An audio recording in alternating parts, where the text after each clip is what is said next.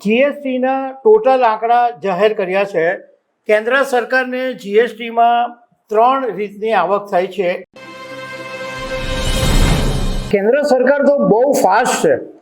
જીએસટીના 31 જુલાઈ 2026ના આંકડા આજે 1 ઓગસ્ટ 2026ના દિવસે જાહેર થઈ ગયા અને કેન્દ્ર સરકારે આ વખતે રેકોર્ડ આવક ભેગી કરી. જુલાઈ મહિનાની અંદર 2.11 લાખ કરોડ રૂપિયાની ટોટલ આવક થઈ અને ગયા વર્ષની કમ્પેરિઝનમાં 15.4%નો ગ્રોથ થઈ ગયો અને આમાં ગુજરાતનો નંબર બીજો છે. ગુજરાતમાંથી જે જીએસટીની આવક થઈ એમાં ગુજરાત બીજા નંબરે છે. તો આ બધા મુદ્દા પર હું તમારી સાથે વાત કરીશ.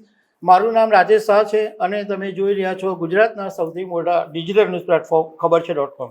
કેન્દ્ર સરકારે આજે શનિવારના દિવસે 31 જુલાઈ 2026 એક જ મહિનાના જીએસટીના ટોટલ આંકડા જાહેર કર્યા છે. કેન્દ્ર સરકારને જીએસટીમાં 3 રીતની આવક થાય છે.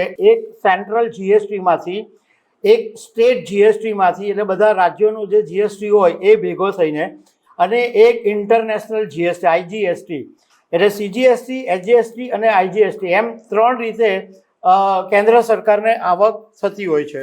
આજે જે ડેટા જાહેર થયા એમાં કુલ વસૂલાતમાં 2.11 લાખ કરોડ રૂપિયા કેન્દ્ર સરકારના જાહેર થયા છે. અને નવાઈની વાત એ છે કે પશ્ચિમ એશિયામાં ભૌગોલિક રાજકીય તણાવ અને વૈશ્વિક અનિશ્ચિતતાઓ વચ્ચે પણ ભારતની અંદર મજબૂત આર્થિક પ્રવૃત્તિઓને કારણે સતત બીજા મહિને જીએસટીની આવક છે એ 2 લાખ કરોડ રૂપિયાને ઉપર રહી છે. એટલે આપણે ઘણી વખત હમણાં એવી બધી વાત કરીએ કે ધંધો નથી, મંદી છે, પણ જીએસટીની આવક ઉપરથી એમ લાગે છે કે દેશની અંદર આર્થિક પ્રવૃત્તિઓ તો જબરજસ્ત ધમધમે છે. હવે જે સ્થાનિક વ્યવહારોમાંથી કેન્દ્ર સરકારને 1.45 લાખ કરોડ રૂપિયાની આવક થઈ અને આઈજીએસટી એટલે ઇન્ટરનેશનલ જીએસટીમાંથી 66,511 કરોડ રૂપિયાની આવક થઈ.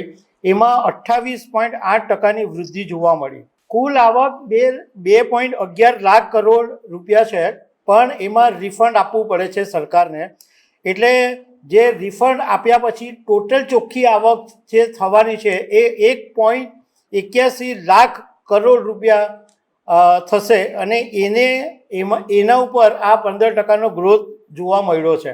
હવે દેશના રાજ્યોમાં છે એમાં સૌથી વધારે જીએસટીનો જે ગ્રોથ છે એ હરિયાણાનો છે. 25% જેટલો ગ્રોથ છે, જ્યારે ગુજરાત બીજા નંબરે છે, એનો 19% જેટલો ગ્રોથ છે.